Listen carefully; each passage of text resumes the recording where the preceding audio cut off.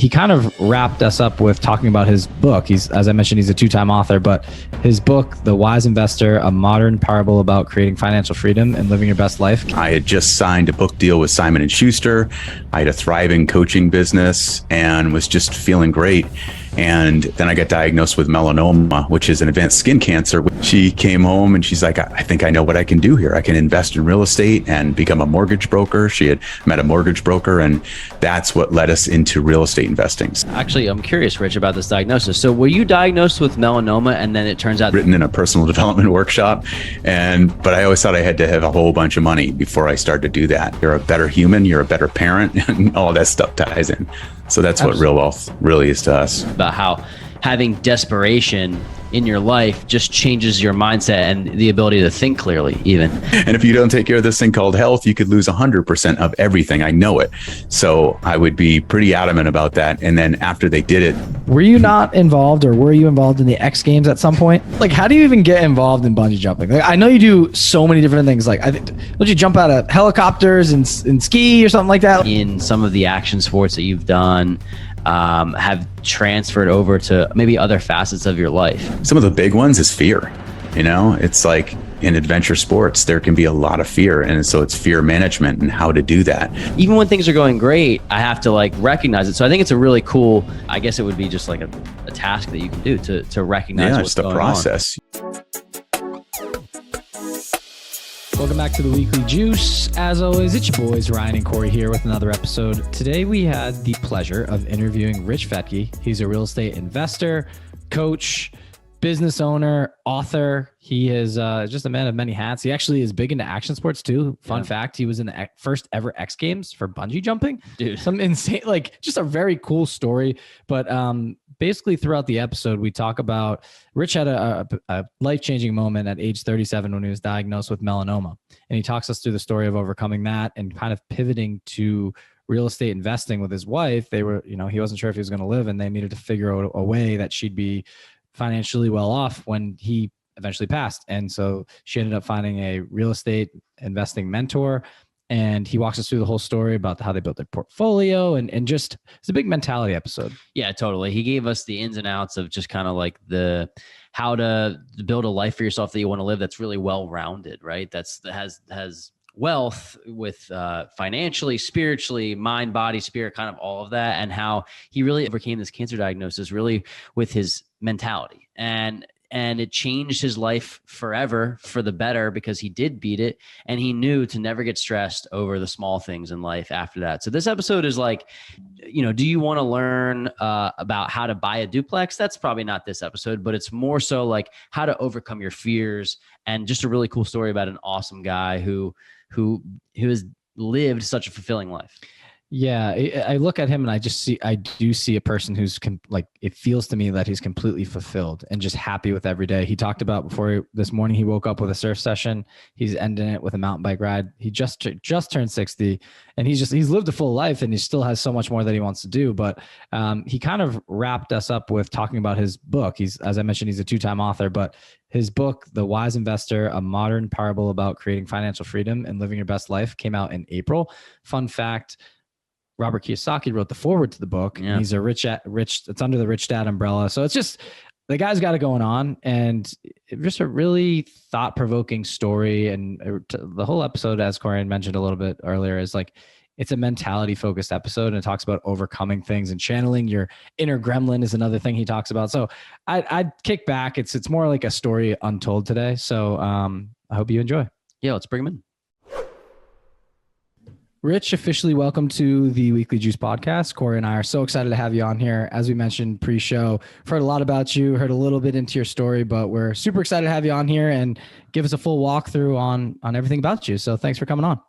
Awesome. Thanks for having me. Excited to be here. Absolutely. So if you could walk us through the story of how you got into financial independence and then eventually into real estate investing. Oh man, I guess it would be a little bit reversed of that. It was first real estate investing and then financial independence, and we got into real estate investing out of desperation. It was 20 years ago. I had just signed a book deal with Simon & Schuster. I had a thriving coaching business and was just feeling great. And then I got diagnosed with melanoma, which is an advanced skin cancer, which is not the worst thing in the world, but the doctors thought it spread to my liver. And they told me that I had 6 months to live. And it was a false diagnosis. They called it a false positive. The CT scan and the ultrasound showed these masses on my liver, but then I had a PET scan that showed I was cancer free. But that scare of not knowing for 3 months if I was going to be alive in 6 months, my wife Kathy was a stay-at-home mom. And so she was the one who was just like, what am I going to do? What am I going to do financially? And so she sought out mentors who were successful financially. And most of them were real estate investors, not to our surprise, right? So she came home and she's like, I think I know what I can do here. I can invest in real estate and become a mortgage broker. She had met a mortgage broker, and that's what led us into real estate investing. So we started to invest. We lived in the San Francisco Bay Area, and we had a house that we had house hacked back in 1997 when we got married. And we bought this house that was too big for us. And we turned the lower units into 2 separate units and rented those out. So that was our foray into real estate investing. And so we took some of the money what happened to that house for the appreciation and all that. And we went to Dallas, north of Dallas, and bought 5 investment properties. And so that's really what got us into investing in real estate and opening our eyes to it. And then it just took off from there. So that's what got us going. That's awesome, man. I'm curious, Rich, about this diagnosis. So were you diagnosed with melanoma and then it turns out that you didn't have it at all, or it just hadn't spread? No. Oh, okay. Yeah, they thought it had metastasized. Yeah. So I had it on my temple, on my leg, on my neck. I'm a ginger. I was a bodybuilder for 10 years. So I laid in tanning beds way too long. So I paid the price, but they thought it had metastasized and spread to my liver. And that's when the oncologist said, if melanoma has made it to your liver, you got about 3 months. There's nothing we can do. Wow. That's thankfully heavy. That was wrong. So that'll change your mindset. And that's kind of what I want to talk about. Obviously, just the shift in mentality between you and your wife and your family. Like, you had a great business before, but why real estate investing? Like, I know the house hack came first, but like, why that as an avenue for you guys to start to build some wealth? It was 2003 and real estate was just going bonkers. As you know, it was before 2008, and you could get these, no income, no asset loans, 0 down. And so it was easy then really to get into it, to acquire these properties. When we went out to Rockwall, Texas, we bought these 5 investment properties, and it just opened our eyes to it. And before then, I always thought I'd be a real estate investor. I even put it in my eulogy that I had written in a personal development workshop. But I always thought I had to have a whole bunch of money before I started to do that, and realized that even today, you don't have to have a ton of money to invest in real estate. So I think that was a big part of it, knowing that we could get into the game, start investing. And honestly, then we started to do that. And we had friends and family asking us, how are you doing this? How are you living in San Francisco and investing in Texas? And so we're like, let's form a group of friends and family to show them what we're doing. And we started this little company called Real Wealth, and we thought we'd have maybe 100 people in it. And today there's over 65,000 members in Real Wealth that we've helped invest. So I was going to actually dive into this later in the episode, but I think it's nice to touch on now that you brought it up. Can you talk about your company, Real Wealth, and kind of what real wealth means to you? And I guess your thoughts on financial independence? Absolutely. Yeah. I mean, that's what Real Wealth, the name came from going through what we went through and realizing that you never know when life is going to be over. You never know. And even today, I'm like grateful for every single day I'm alive. It was scary 3 months. It was super scary, a lot of tears and all that. So that whole thing about keeping it real, about what real wealth is to us, really just means having the money and the freedom to live life on your own terms. And that was our purpose from day one. And it's still our purpose today, is helping people create real wealth, not just about making tons of money, but having that freedom, having to be able to, the ability to be with the people you want to be with, when you want to be with them, to be with your family. And honestly, when you're not stressed out about money, you're a better human, you're a better parent, and all that stuff ties in. So that's what real wealth really is to us. Yeah, I want to let you go into this, but I think that's interesting. We've talked about it in previous episodes about how having desperation in your life just changes your mindset and the ability to think clearly even. And like, I always think about when I'm stressed, or if if there's something going on in my life that I feel desperate, even though I might not be. I just realize that I don't think with a clear thought, like with a clear mind. And so the whole thing about the financial independence thing and having the ability to do what you want when you want, it's just that you can make freer decisions. And like that for me, above all else, like retiring early, great, but just to be able to make free decisions about what I want to do and what's best for me and my family, I think that probably resonates with you as well. Big time. Yeah. No, it's huge when, we've been through our very tough money times and challenging. We've been broke and it's so stressful, and it's like it takes over, and then you start running on adrenaline. And I think that's what you're talking about with the mindset. And you start breathing shallow, you start getting tense, start clenching the jaw, start making stupid decisions, start getting fear creeping its way in and telling you all this nasty stuff. So yeah, having money makes life a lot easier and a lot calmer. It certainly does. I think a lot of people think about, when they try to think about their life and what success is, they always think and attribute it to money. Can you talk to the life wheel concept that you used to instill in your coaching days, and like what people would go through and like kind of how they break apart their different lives, and maybe one bucket is still voided, but even if their money's high, they're still not financially wealthy, or not, they're not wealthy overall. They're not wealthy in life. No, they're not rich in life. Yeah, they're poor. It's like, I love that saying. Some people are so poor, all they have is money. You see that. It's just crazy. The life wheel is something I've been using since I started coaching back in 95. And it's this circle with 10 areas of your life, everything from career to finance to family to health and fitness to spirituality, all this good stuff. And so basically what you do is you fill this life wheel out and you give a rating in each area of your life. 0 meaning it sucks, 10 meaning you're fully satisfied based on your values, what is important to you. And it allows you to step back and take this snapshot and say, okay, how bumpy is this ride going to be if this is my wheel of life? You really step back. And I used to do it with executives, with CEOs. I'd pull it out, or entrepreneurs. I'd pull this life wheel out and say, okay, let's just, in our intake session, I just want to get an idea of where you are in the areas of your life. And they're like, no, I wanted to focus on career and finance. And I'm like, okay, yeah, we will definitely focus on that. But if you don't take care of significant other and romance, you're going to lose half of those finances, right? And if you don't take care of this thing called health, you could lose 100% of everything. I know it. So I would be pretty adamant about that. And then after they did it, it would kind of open their eyes, and we would work on some of those things. We'd work on the career and the money and all that, but we'd often work on some of those other things that are, down near the 4 or 5 or 6 rating, and get them up. I really like more balanced life.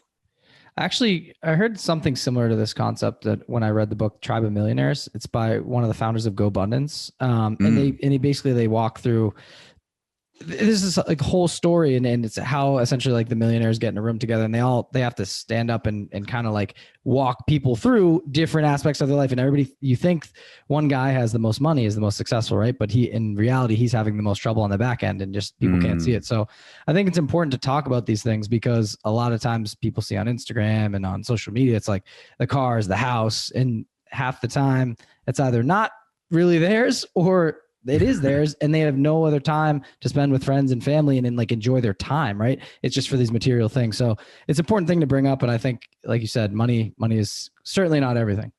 Yeah, totally. No, it's definitely not the most important thing. That's for sure. No, the balance is great. So I want to get into your real estate portfolio. I know you talked about briefly the buying the house hack, using some of the appreciation to get into the 5 properties. What does your portfolio look like today? And maybe give us like a timeline, if you could walk us backwards to how you got to that position. Absolutely. Yeah. Where we are now. So we have property teams around the country. That's what we do at Real Wealth, is we help refer investors to brokers and property teams around the country with quality 1 to 4 unit properties.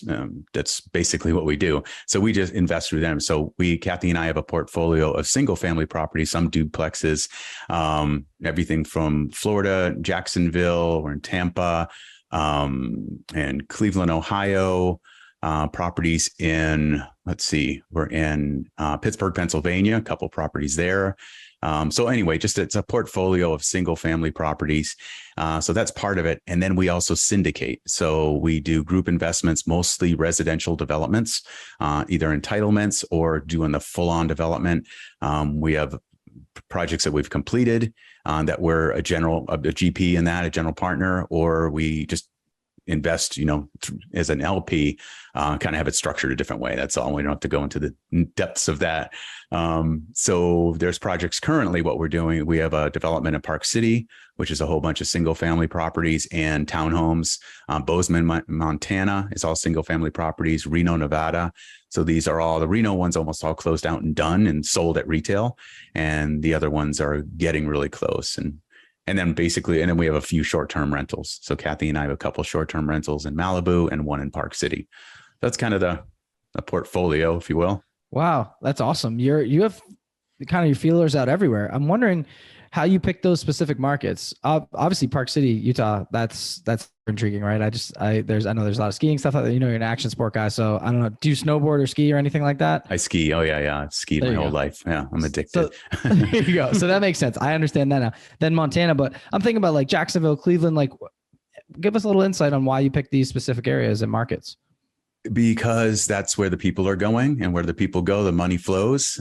There's businesses going there, people moving there, prices increasing. So we got ahead of it. And that's the cool thing about being married to Kathy Fettke. She's on the Bigger Pockets on the Market podcast. She's always being asked to be on like CNN or Fox News about her market updates and market research and where she sees trends moving. So I get that advantage being her husband. And so we get ahead of it. We get in front of the path of progress, really. So sometimes it's one of our property teams that just will contact us and say, I got this amazing property. I think this would be great for you guys. That happens more often as far as adding things to our portfolio. Sure. But sometimes it will see something where it's the path of progress. There's a new freeway going in from a tertiary market that's going next to the city. And it's going to cut people's commute time from 45 minutes down to 20 minutes. And we know that area is going to increase in value. So getting ahead of it, acquiring a couple rental properties there, it's a smart move. Very cool.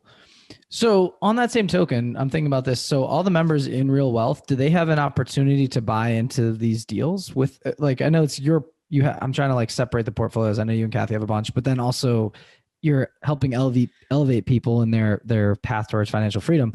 Is there syndication deals where they just jump in and it's just like a fixed, like maybe $50,000 down and they get a share, or how does it work for other people going in? Yes. And yes. Yeah, absolutely. So we help people get into their own single family properties or duplexes or quads.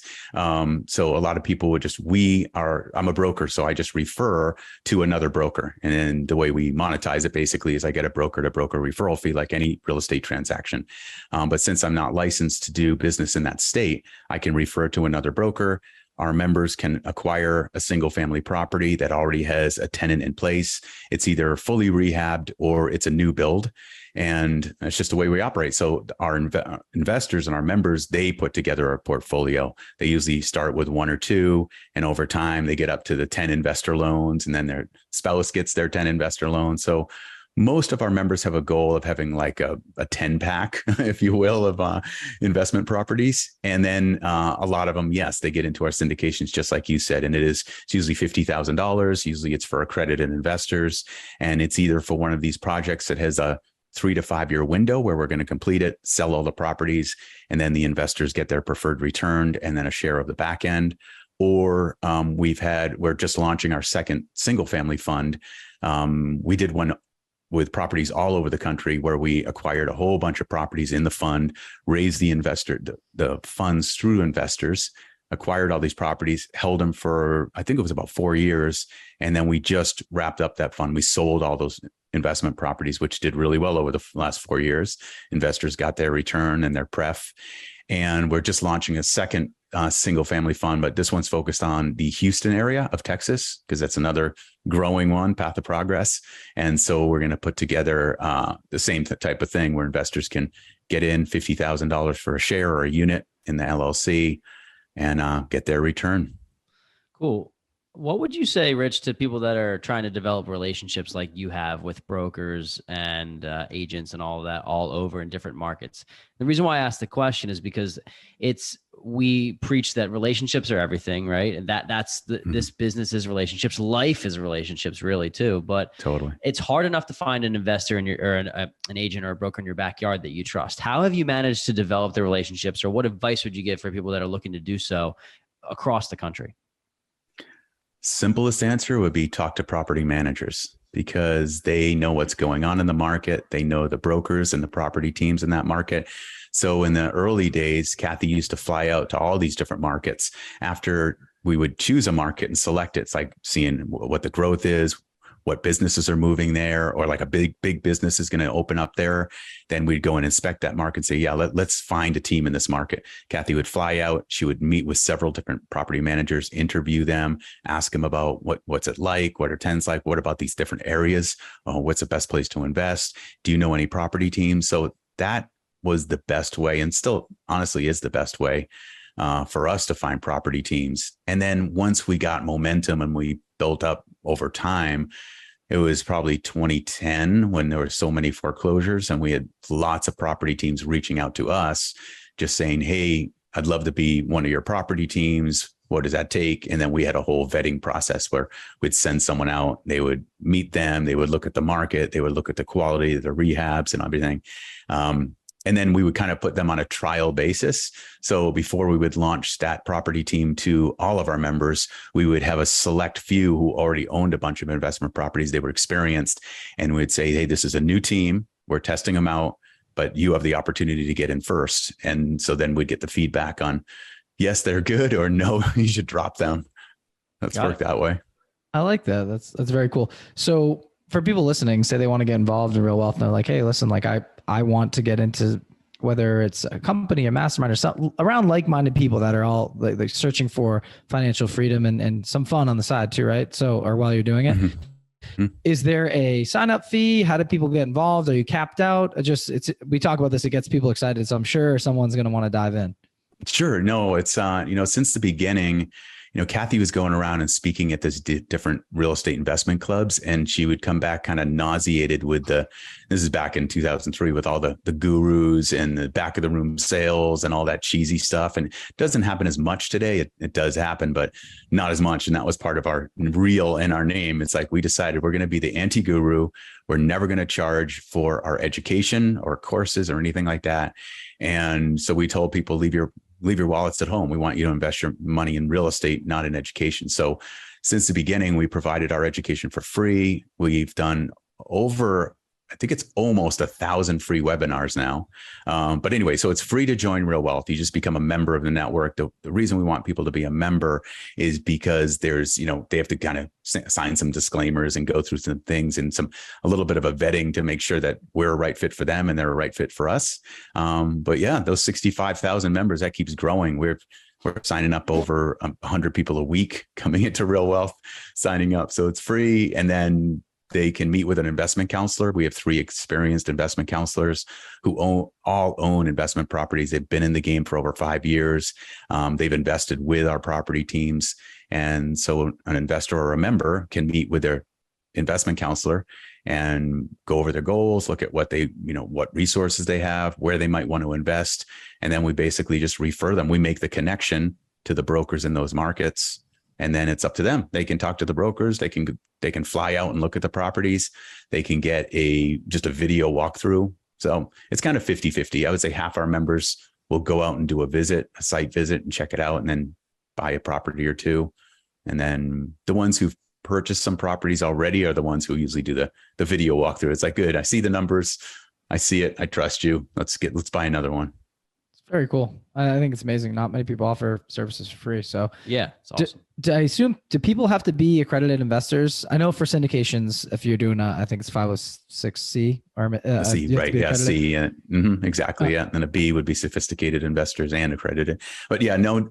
For the fund, yes. And most our syndications, we do them as a C, and so it's kind of like that crowdfunding type method, and they have to be accredited investors. But for the single family properties, no, you just have to, I would say you want to come in with probably 50,000 to invest minimum.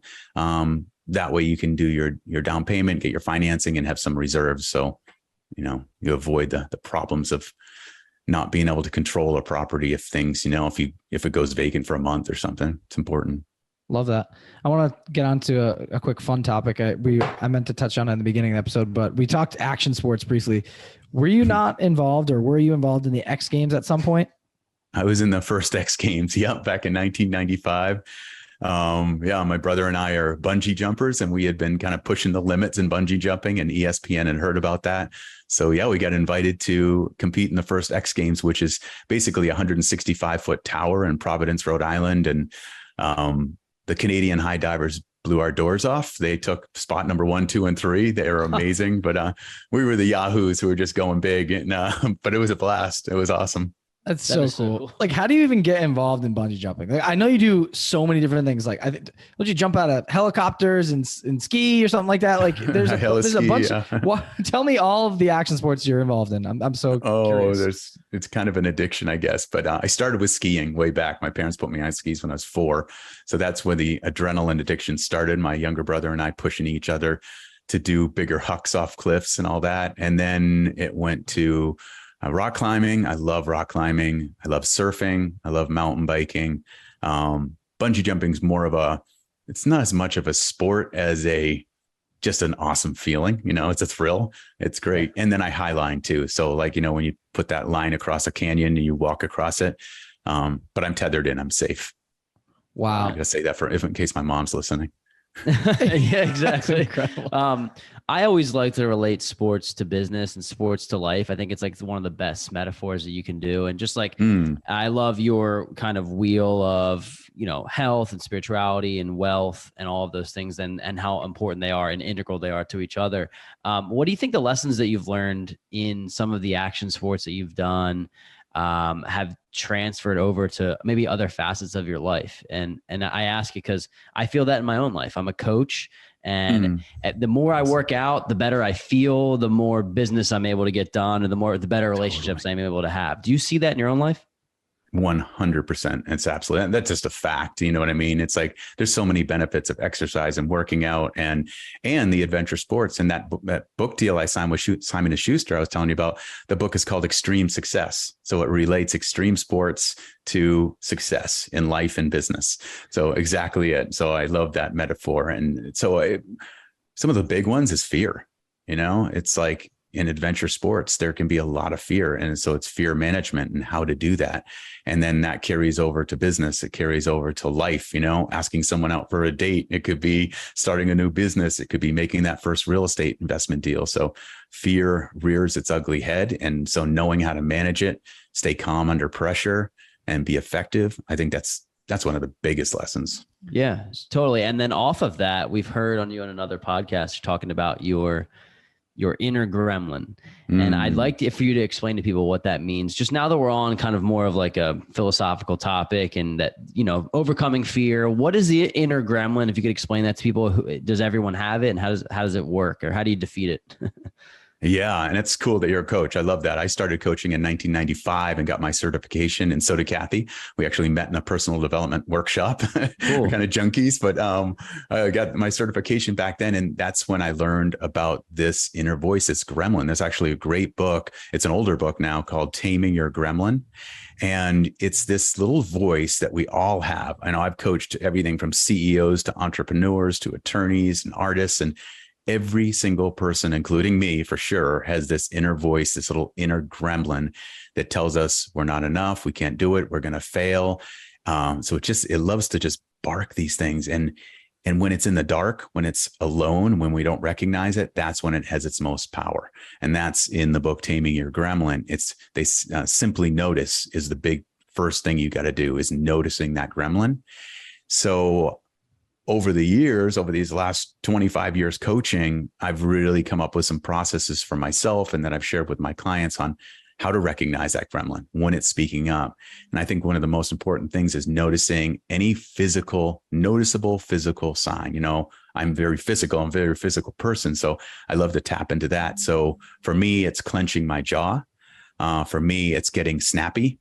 For me, it is sometimes it's jumping from project to project, procrastinating, and getting overwhelmed. So those are all like red flags for me. Any of those come up, and I'm like, oh, wait a minute, my gremlin is firing off right now, most likely. So all I do with that is close my eyes. I check in, and I say, okay, gremlin, you're saying something here. What are you saying? What do you need from me? Because the bottom line is not this nasty beast. The gremlin is not that bad. I like to see it as our protector. So it was born with us, and it protects us ever since we're little kids from embarrassment, pain, failure, ridicule, all these things that's trying to protect. And when something happens to us, the gremlin takes it and it remembers it. And it's like, I'm going to protect them from this. But like, if you think when you're a little kid and your parents said, don't talk to strangers, and then you get older, you go to a conference and you're standing there in the corner and you got this little voice going, don't talk to strangers. And it doesn't serve us anymore. So it's like recognizing that gremlin and checking in ahead of time. So whether it be just noticing the physical sign, or I think it's great nowadays, what I do, I kick in right away when I'm setting a new goal. I'm looking down at my goal and I'm like, what is it that I want to achieve? I'll lay that out and I'll say, okay, gremlin, what are you afraid of? What do you need from me? What do you need? And it's amazing how that subconscious mind, which is so much more powerful than that conscious mind, as we know, starts to give all these answers. It's like, you have to watch out for this obstacle. You have to learn this. You have to connect with this person. It starts giving you all these answers. And it's like, write all those down and take the advice of this protector or the gremlin, whatever you want to call it. And you're going to move forward much more effectively, and you're going to increase your chance of accomplishing that goal a lot. I find it fascinating because I know I have my own too, but it doesn't tell me things like I can't do it. It's more so like, what's going to go wrong next or something. It's like when things are going well, there's like this voice that's like, well, this could go wrong. Corey, have you considered this, or this could happen next? It's more of like an anxiety thing in the future of like what could happen that would derail it. I have full 100% belief in myself, but I noticed that thing, and I've noticed it recently. Even when things are going great, I have to like recognize it. So I think it's a really cool, I guess it would be just like a task that you can do to recognize what's going on. Yeah, it's the process. You know, I've got several friends who are way more financially successful than I am, amazing with jets and all this stuff. And they've told me is the more successful you get, the more that gremlin comes up, because you don't want to lose it. You're like, I built this empire, and then you got this fear coming in, and it's like, you could lose all of this, so they have to deal with it too. And one of the best ways to deal with that, it's awesome that you're recognizing it. And one of the best ways to do a process for that is just go in and start saying, okay, gremlin, what are you afraid of? And it says, well, you could lose it. This could be another 2008 coming, and you could lose your portfolio. Say, okay, cool. Then what? And then let the gremlin answer. And it's like, then you're going to be homeless. You'll have no money. Okay, then what? And you keep going down, and you keep just spiraling down until what you usually do is end up, you're homeless. You're on the street. Everyone's left you. You have no family. You don't have anyone who loves you, and then you start to laugh. It's usually what you get to. And you're like, oh, okay, I'm just making some stories up in my head. But I would do that with a client. I'd get them all I keep saying, and then what? And then what? And then what? Until they laughed. And then once you get to that laugh thing, you realize how ridiculous it is. And you can heed your gremlin's advice to be like, okay, what do you need from me? Okay, I see what you're afraid of. What do you need from me now?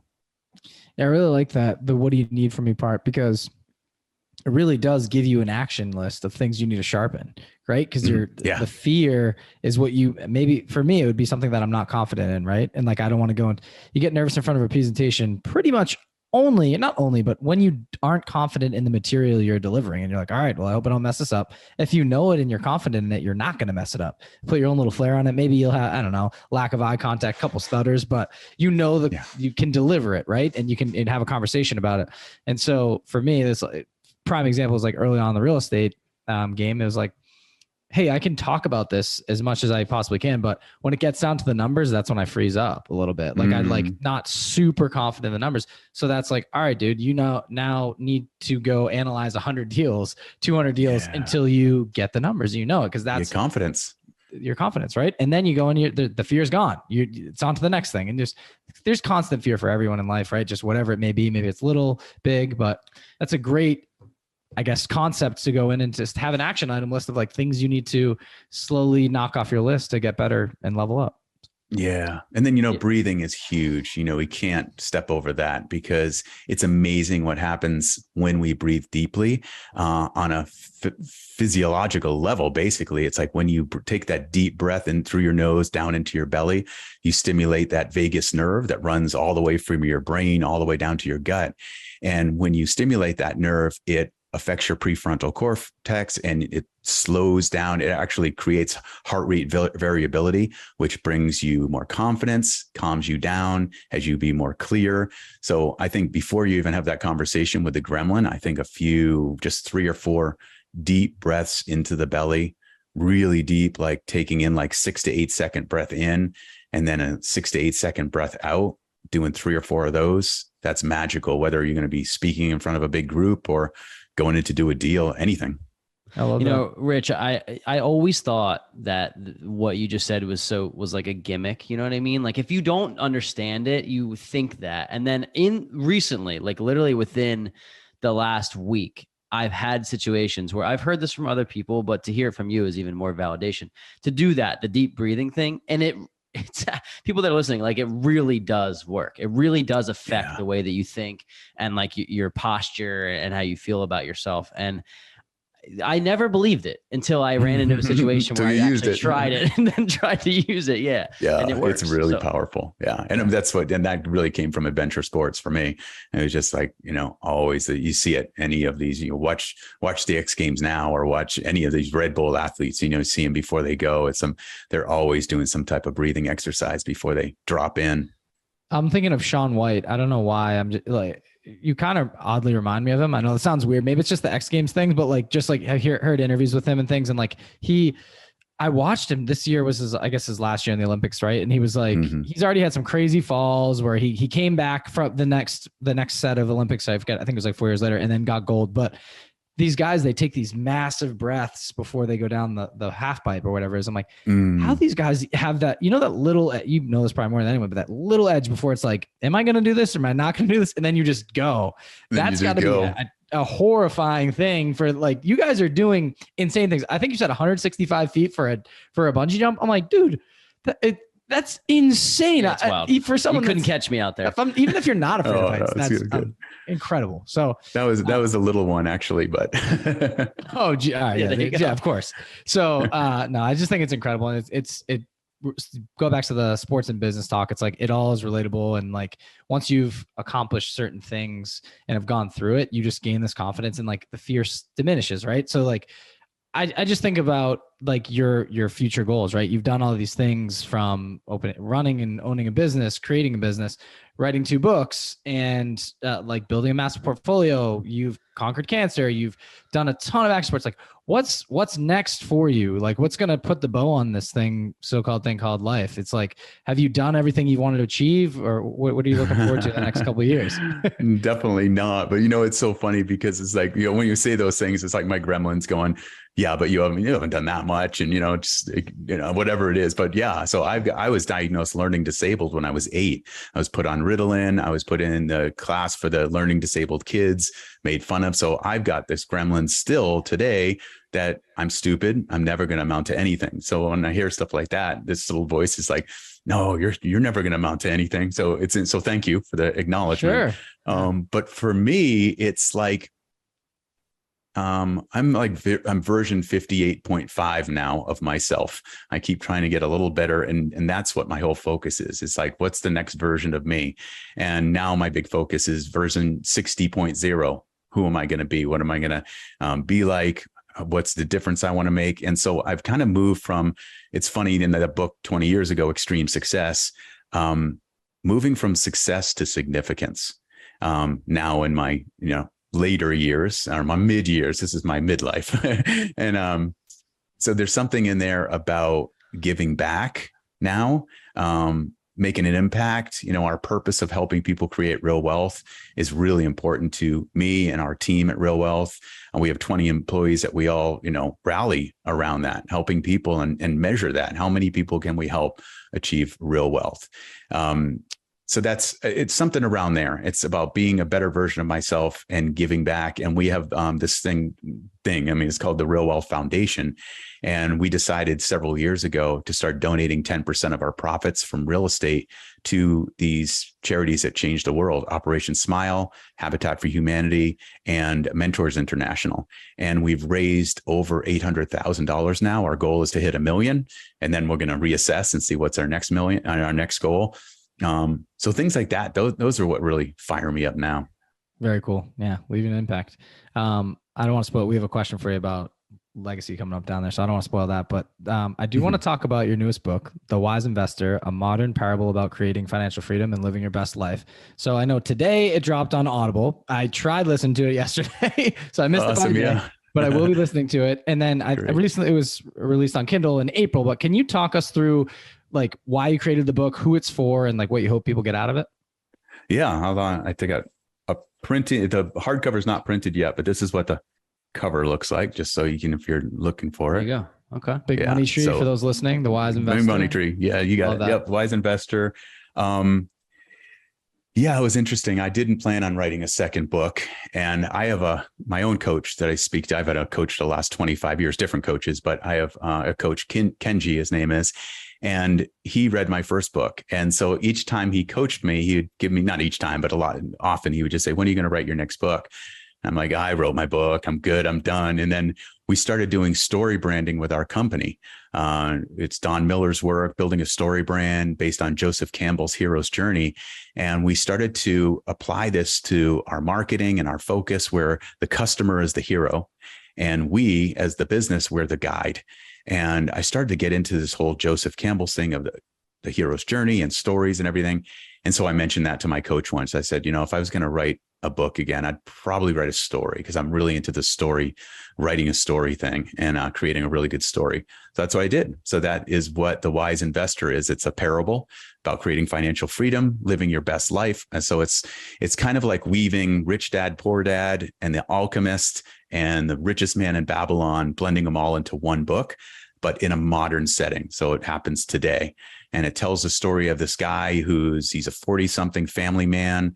He's got a wife, he's got a couple kids, and he's working so many hours in his job that he doesn't have time for his family, for his life.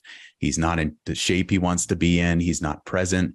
And then he meets a new friend and mentor who shows him a new way to financial freedom.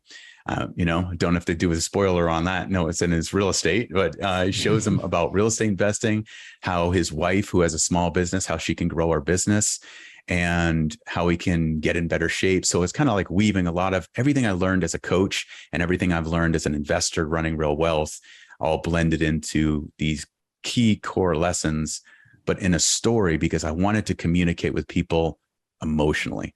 There's amazing books on real estate, on investing, and a lot of how-to books. I wanted to write a book that would connect with people emotionally, and that would elicit an action. They would take action. They could see themselves in this character. Ryan Brooks is the main character. They could see themselves as Ryan or his wife, Carissa, and kind of live through them and see the lessons. And it shows the course of this guy, the protagonist, Ryan Brooks, his life over 5 years. So you kind of get to see what happens and what he learns. Yeah, I think it's an amazing story. But the funny thing is that we're in this like little bubble. It's not super little, but this community of real estate investors in general, and people that own businesses. And you kind of forget that the story of who you're talking about in your book is 95% of people, right? I mean, that's who you're talking to. Like, and I forget that when I'm hanging out with people. I shouldn't say that, everyone's working themselves to death out there, but there's a narrative that's like, you wake up in your 40s and you're like, what am I doing? Like, I haven't had the time to spend on my own life, to do the action sports, to build the business, even if you don't want to build a business, just to enjoy life with your family. So I think it's awesome and I think that book can really resonate with people, because it is a lot of America, right? Fortunately or unfortunately, that's just how sadly. It is. Yeah, sadly, right? I mean, that's so very cool. Yeah, it sounds like it might be my new favorite book, because you mentioned literally 3 of my favorite books. And I mean, every single person that's been on a show has tried not to say it, but they end up saying it when we ask what their favorite book is or what started them in real estate. They say Rich Dad, Poor Dad. So it's kind of cool. Now this book is under the Rich Dad Advisors umbrella, correct? I'm a Rich Dad author. Yeah, I'm not a Rich Dad advisor, so I'm not advising Robert Kiyosaki, but he did write the foreword for it, which is awesome. He liked the story enough, wrote a great foreword for The Wise Investor. And yeah, so I'm a Rich Dad author, and they have me listed as a wealth mindset expert, which is quite the honor.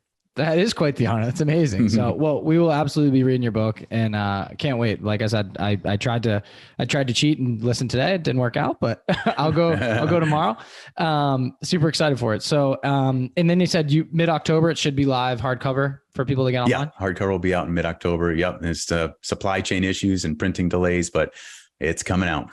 Excellent. Well, before we wind down the show, I have one last one for you, and you don't have to go too in depth, but I just want to talk about this as like guys and gals go through life, and there's hardship that randomly hits you, right? People get sick. I don't want to, I think we kind of breezed a little bit through it in the beginning. It's like, I kind of want to talk to your diagnosis when you found out you had melanoma, like those 3 months, what was your mindset like thinking about the future of your wife, your family, your kids, and then like I know at some point someone listening, whether it's us or someone else, is going to go through something similar, and you hit like a brick wall, and I just want to like, and someone's probably going through this right now. How did you overcome that? Can you talk about the mentality, just like how you structured your life and like planning out, like, hey, if this is it, like, what do I have to set up, and how did, there's a lot there. So just your thoughts. Absolutely. No, it was the most difficult thing I've ever been through. And it only lasted 3 months, but even through being, called a retard by kids in school and all this stuff, it's like it doesn't compare. That was like, whatever, they're all jerks, I would say to myself. But this one was like knowing that I might not see my daughters grow up or see them get married or see their kids. I was bouncing with my younger daughter, the 3-year-old, on the trampoline after the diagnosis, and we were starting to laugh, and then she fell down on top of me and we're giggling, and all of a sudden I just broke down in tears, just knowing that I might not see her grow up. And she's like, "Are you okay?" And I'm like, "Oh, I'm fine." But it's there was the big 2 outcomes for me in that I still remember.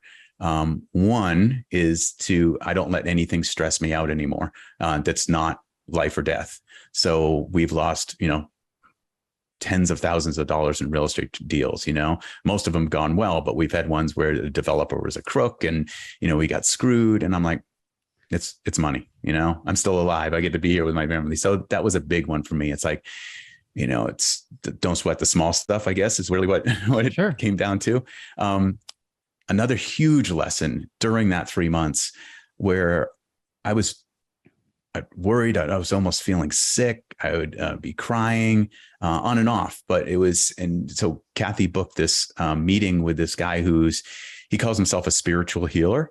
And, being from Boston, I was like, back then I was just like, oh my God, okay, whatever, I'll talk to him. Where are we going? Yeah. But he said something that was really powerful to me. And I said to him, like 70% of the time, I think I'm going to be okay. I'm going to make it through this. I'm going to live and I'm going to be okay. But 30% of the time, I think I'm going to die. I get stressed out. I get worried. I cry. And he looks at me really sternly and he goes, "I never want to hear that come out of your mouth again. From now on, you tell yourself you are 100% committed to being healthy, to living, to staying alive, to beating this." He goes, "Whenever that voice comes in that says you might die, you turn it around. You say, nope, I'm going to be okay. I'm going to be okay."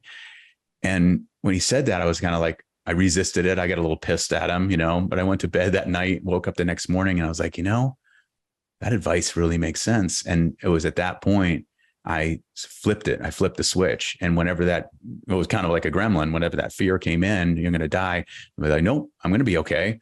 I'm going to survive this. Everything's going to be fine. And it made a huge difference in how I lived those. So I could have suffered those 3 months a lot more, but this was, halfway through it when I had this conversation with him, and it allowed me to just completely shift my mindset. Yeah, Rich, I'm not a doctor, so I don't have any accreditation, but I have heard from a lot of people that have beat cancer and have gone through that their mindset, they feel like their mindset actually willed them out of it in a way. Yeah, I've heard that. Not that like it, I don't have any science to back it up, right? But that like feeling negative all the time can actually make you sicker. And then the positive feelings can actually help you recover. And I don't know it to be true. I haven't gone through anything like that, but it seems that your mind is so powerful and it's just another muscle in your body. So I'm curious, like, do you feel like that actually helped you not just overcome it mentally, but physically? I don't know if it I believe it's possible. Yeah. Sure, I believe yeah. in all things are possible. You know, for some people, Kathy's sister had stage 4 cancer, and they told her that she had less than a year. And that was 5 years ago. But she's, you know, she's a very strong Christian. So she puts a lot of her focus there. And Sure. it's obviously working for her, you know, praying and asking for help and all that stuff. So however, you know, whatever works there and however it works, there's something there. Might as well not blow it off, right? Right. Yeah. Yeah, exactly. I kind of asked the question selfishly because I kind of can be a bit of a hypochondriac myself, and I like one little for thing, sure. and I'm like, dude, I get in my head, and it's like I'm dying, and I'm like, dude, I don't want to wish that. Like, I don't want to like wish that upon myself where like something happens, but I'm like, you don't need to go to get every single thing checked out. But then I'm always like, well, if you catch everything's early, like you might as well go. So. And I was probably, I'm not wording this properly or like eloquently enough, but for me, it was like, I kind of wanted to get the advice from you who had talked to this spiritual person, or I forget what they're exactly they're called, but like how maybe like tips and tricks for people to get themselves in a positive mindset, right? Because you can, if you're feeling shitty inside, your mind can easily say, hey, you're feeling shitty. Like we're shitty together. But if you're feeling, if you can will yourself out of that, right? Like there are ways to do that. I don't know. I'm not the spiritual guide, right? I don't have the tips and tricks, but I think it's healthy to talk about because there's probably a lot of people that do get down in the dumps and like get in their head about random things. They just can't get out. So that's the reason I really brought it up and just wanted to see how you pulled yourself out, which I'm glad you did. Yeah. What we focus on becomes our reality, right? You keep focusing on the stuff you're worried about, and then it starts to show up, and you focus on the stuff that you want, and that starts to show up. So I think that's it. You know, constantly checking in. Where's my focus? That's it. Definitely. Cool. Awesome. So it looks like we made it to the core 4. And in the core 4, we're going to ask you 4 questions to get to know you a little bit more, even though the episode has been a lot about your journey and you. I feel like I do kind of know you now, which is great. But Awesome. The first question is, what is your favorite, besides your own book? We'll plug The Wise Investor too, but what other book maybe that you like or take a liking to that you think could help other people along their journey, whether it's investing, real estate, or anything? Oh, there's been so many good ones, right?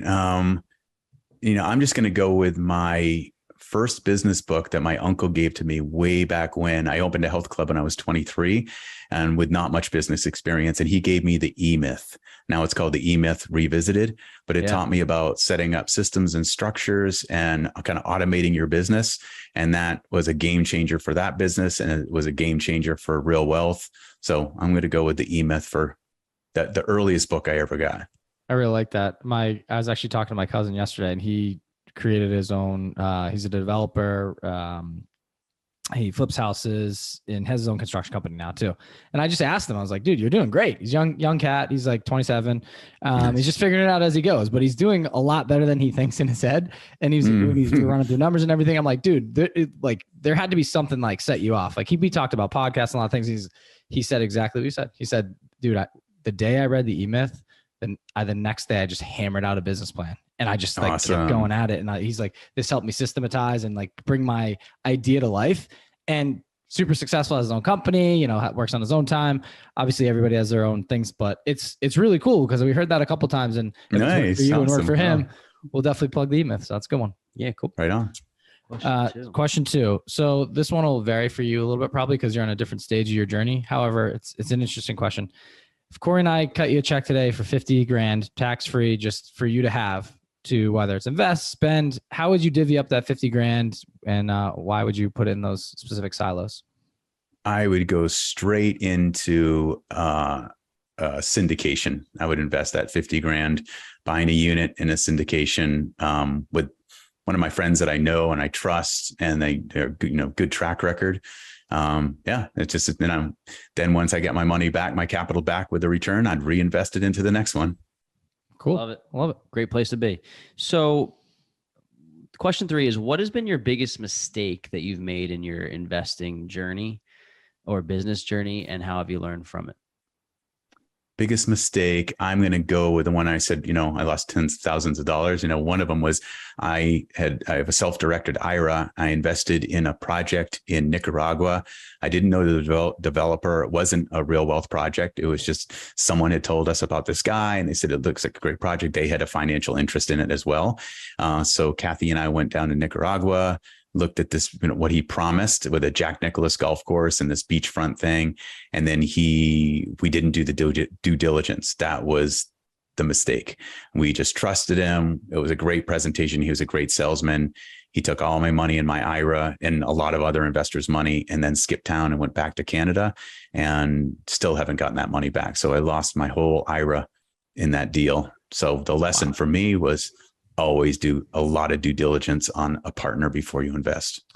That's crazy. And I don't think that the mistake has to be as big as that, but I do think that mistakes, I hope not for other people, but I do think that the mistakes and the failures are a part of the process that going through. You don't have to lose your entire IRA for that to happen, but you learned a valuable lesson that the next time you do business, you're going to do the due diligence, whatever that process is for you. So that's a tough pill to swallow there for that one. I have a piggyback on that. So when we say the term due diligence, can you just, for people that are wet behind the ears, just maybe like what else did you feel like you needed to do or ask or see that you didn't do on that deal to, so that you wouldn't make the mistake again? That's a great question, because now, we've partnered up with developers who didn't have the experience that we thought, and those deals didn't go well. Like I said, most of them have gone well, but and the big lesson in due diligence is starting with a background check on someone. Just get on Google and start putting their name in, look at their background. And then when you meet with that person, say, what projects have you developed? What have you done? Before I invest with you, I want to know what your track record is, and then investigate that track record. Don't just go on what they say or a glossy brochure they show you or their website. Look into that and make sure that they've really done these deals, and see what the return was to investors, how long they've been in the game. So I think that's a lot of it. That's like vetting a partner. If it's on a property, it's the same type of thing, doing due diligence and walking the property, getting an inspection, getting an appraisal. You'd be amazed at how many people will just buy a property without an inspection, without an appraisal. They're just like, oh, it looked good to me. And then they come back later saying, oh, what did I do? So that type of due diligence. That's great feedback. Thank you. Awesome. So last question on the core four. That's it. Is what do you want your legacy to be? So basically, what gets you out of bed every morning to do what you do? What's your overarching why? My overarching why is, it's almost like intrinsic. I feel it was probably about 15 years ago. I went on a long hike. I do these solo hikes to just get clarity. And I was just asking myself the whole way, was my purpose? And it sounds cheesy in a way, but it was just like helping people live their best lives. Hence the subtitle of The Wise Investor. But it was something, I was coaching then, and wove that right into real wealth. So when I see someone, let's go to a small example. I take someone out rock climbing and they're like, I can't do that. And they try it and they get down and they're like, I can't do it. And I'm like, and they give them a little coaching, like, put your foot here, try this, breathe, all that. And then they do it and they make it to the top. I literally get teary eyed. It's like just seeing someone do what they think they can't do, and then having a whole new self-belief and becoming their best self, that like just stokes me up. And then when Kathy and I do interviews of people on her podcast, we call them Real Wealth Stories. We interview our members who really, we look at, where were you? What did you do? And where are you now?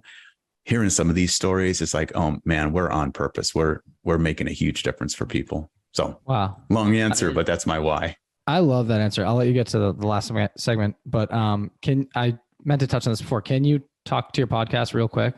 Just when you guys air, what the name of it is, and kind of the stories that you share on your show? Absolutely. Yeah. So first one's called The Real Wealth Show. That's been around since 2003. It was on a radio station back then. And then when this new thing called podcast came out on Apple, iTunes, I took that CD and I burned it into an MP3. I uploaded it to iTunes. So The Real Wealth Show was one of the first podcasts for real estate, which is pretty cool. And then I think it was probably back in 2012, I think, Then we launched Real Estate News for Investors. So the Real Wealth Show comes out once a week, and that's usually interviewing experts and successful investors. And then Real Estate News for Investors comes out about 4 times a week, and that's the most current news. It's a short format. It's like 10 minutes long. And Kathy was always in broadcasting. She used to work in like Fox News and ABC7 and all that. So she brings that broadcasting background, and she looks at the current headlines, and she looks at the truth in them and the bullshit in them, and kind of talks about and how it relates to us as investors. So those are the two. It's good. Amazing. That's amazing for us. It's good. We got to do our homework now. That's great. Cool. Thank you for sharing. We appreciate it. Thank you. So it looks like we made it to the last drop. And in the last drop, we ask the question, if you could go back in time, Rich, maybe to your 18-year-old self or 20-year-old self, what advice would you tell yourself and why? I would say you can become anything you want through focus and discipline, because that's what I thought I didn't have. I thought I didn't have focus, being diagnosed, hyperkinetic, which today they call ADHD. I thought I had no focus. And it was actually getting into weightlifting and bodybuilding that taught me systems and structures and setting goals and breaking down big goals into daily, commitments and staying disciplined. And the cool thing, like we talked about earlier, it's like what happens in the brain when we do something to use our willpower or discipline. It actually develops that area of the brain. So we become a more disciplined person. And I love that. So I would go back to that 18-year-old self and just say, if you don't feel disciplined, know that you can build your discipline. And in the future, you're going to be very disciplined. So that would be the advice. Wonderful, man. I wanted to touch on something real quick before we finish the show. You mentioned that you used to go, or you still do, you go on hikes to talk to yourself. I noticed, and I read a book, I forget the name, I'll think of it probably after the show, but where anytime I spend a few hours in nature, like I go outside early, every morning I go outside early, I look at the sun. I know they tell you not supposed to, but it kind of recalibrates your I listened to Andrew Huberman, who's like a big neuroscientist. And he said, like, obviously don't stare at it, but like nature itself kind of helps you recalibrate, helps set your mind and your body up. So I love the whole walking, being in nature, talking to yourself. I think that, and the hiking, like it really is like, we're humans, like we're meant to be outside, like not staring at a computer all day. So I think, I love that you do that. And I know this episode was like a lot about some maybe like tips and tricks for just getting your mind right. So thanks for sharing that. I just wanted to throw that antidote in there because I do it all the time. I go out, I need to hike more, but just like taking walks at least is my version of that. So just getting outside. Yeah, it's powerful. It's, the Stoics had a word for it. It was ambulato solvitur, and it means it is solved by walking. And I love that. So if you have a problem, you want to come up with something, get out and go for a walk. I do it. We have a trail right off our property here. I'll just go out and do this 1 mile trail. And I've got more ideas and more things solved on that trail than at my office desk for sure. I know you love, I like the walks. Like they really do help your brain. They do. Yeah. I tell you, my wife got me into them. I'm like, really going on a rip another walk? Like you just like cruise in the neighborhood, but I go out and it's good. Yeah. I mean, I like running too. That clears, like I used to be big into weightlifting all through college, and it was great. But then I would get into running too, to shred up, all this stuff, cardio. Yeah. But I was just like, after college, I'm like, dude, I don't need to be massive anymore. Like, I just want to like trim up. And I noticed that running it would be a full body workout. Like my brain was clearer and then I just felt lighter. And it just, so something about running outside too in nature. And it kind of goes to the hiking thing, is like totally clears my brain. I feel 1 million times better than I did before. And I'm like, maybe it's my gremlin that I'm taming or something like that. But like, it's like, I don't want to go. It's going to take too long, blah, blah, blah. Then as soon as it's done, I'm like, thank God I did that. Like it just saved my whole day. Yeah. So yeah, it's so important. Love it. Love it. So important. So Rich, thanks so much for coming on. We really appreciate your time and your expertise and just getting to know you. It's been awesome. If people want to learn more about you and they want to reach out to you, maybe network, buy your book, we could talk about, that the actual paperback, hardback is coming out soon, but like, what's the best way for people to get in touch with you? I think I'm the only Rich Fettke in the world. So on social media, it's just Rich Fettke, Fettke. Our company is just realwealth.com. That's really simple. And that's it. That's the easiest way to do it. And then as far as the book, Amazon, all major booksellers. It's in Target, it's at Walmart, all this stuff. So on Audible for the audiobook. Excellent. Well, Rich, thank you so much for coming on the show. It was an honor having you, and we look forward to reading your book and getting your story out to our audience. Cool. I'd love to hear your feedback always. I think. I promise you'll hold me accountable. I'll send you an email and I'll send you my bullets. That's great. Awesome. Love it. Great. Cool, man. Thanks, Thank you guys. so much. Thanks for tuning in this week to the Weekly Juice Podcast. If you liked what you heard, please leave us a 5-star review on Apple Podcasts, subscribe, and share with friends. The more ratings we get, the more ears we'll get on our show, and in turn, we'll be able to provide you with more high-quality guests. You can also find us on Instagram at Weekly Juice Pod, where we post daily tips and tricks and document our own journey towards financial freedom. Make sure to tune in every Wednesday to get your weekly juice.